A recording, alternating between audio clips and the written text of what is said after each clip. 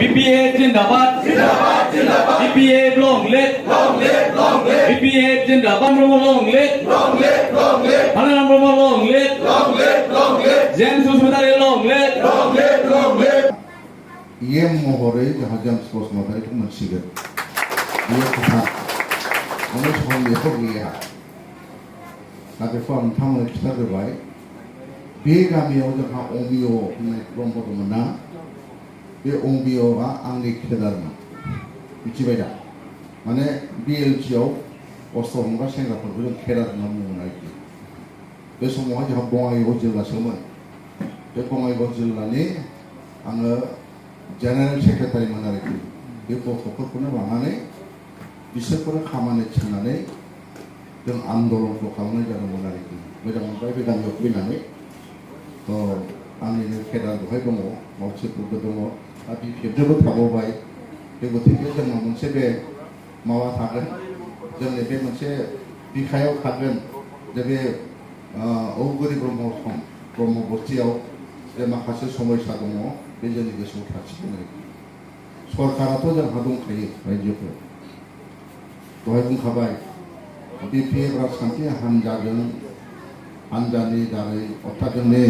हाग्रामा महिलारि सारनि नेतृत्वआव 2030सिम सरकारा सोलिगोन आरो जों नुदों एबाराव BPF राजखान्थि हानजाया खमसे खम 15 बोसोरसो सोलिनो हागौ मानो हागौ मिथिबाय गोबां मानसिया दिनैहाय नुदों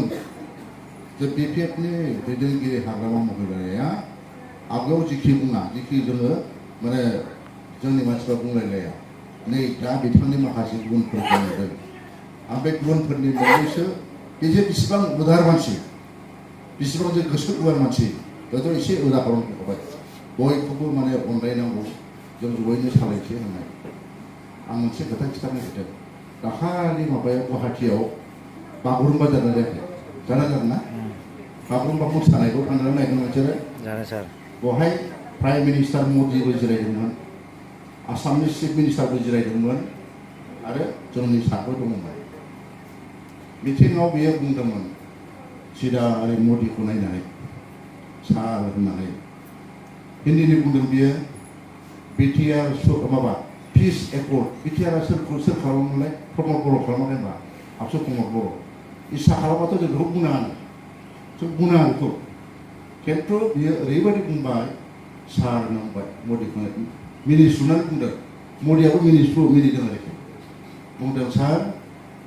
माने पिस एकर्डनि माखासे आद्रा थानाय खामानि आरोबाव BTC सुक्तिनि माखासे आद्रा थानाय खामानिखौ माने मावफुंनांगौ सार होननानै बुंदों BTCखौथ' बे बुङामोन ना BTCखौ गोसोआ गोसो मोनब्ला बुंनांगौमोन नामा सुन्दर भाबै बुंबाय मदियाबो मिनिदों बे खोथाया ओरैबायदि भाइराल जाबाय ओरैबायदि मोजां मोनबाय माने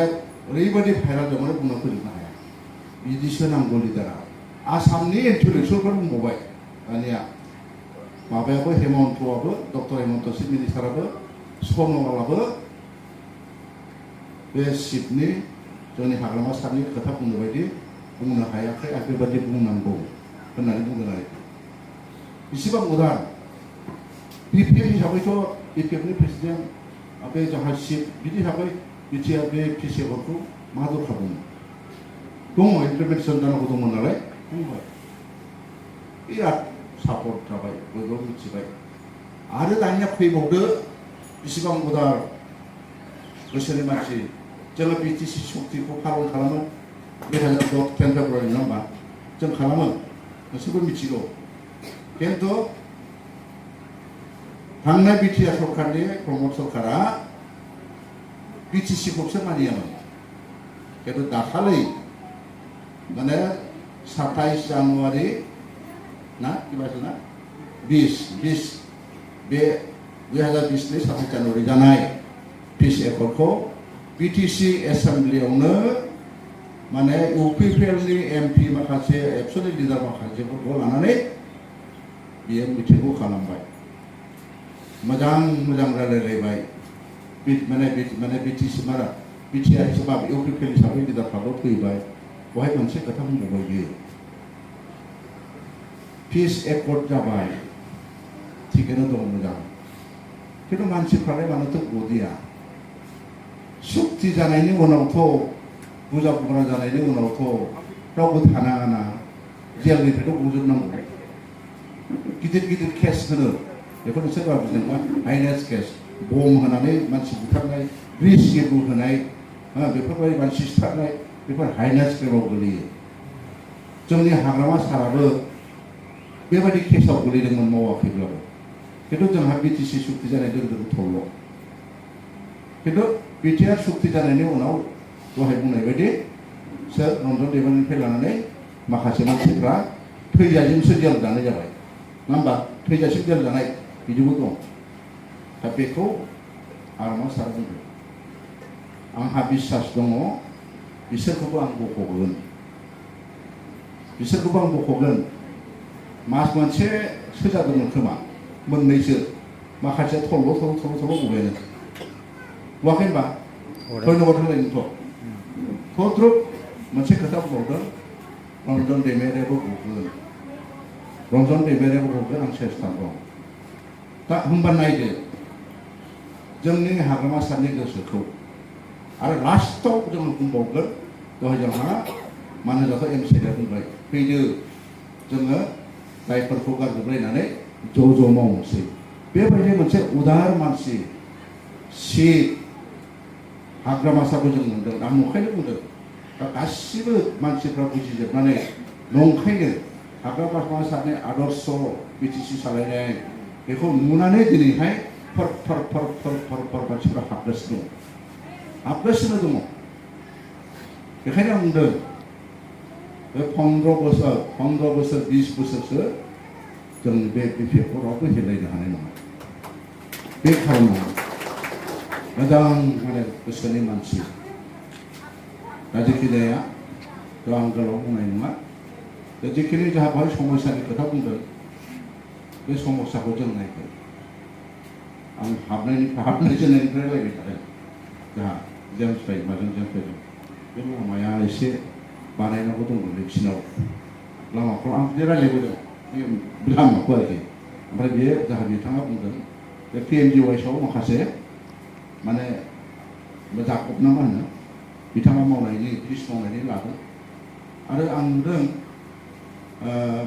जोंनि प्राइम मिनिस्टार आवास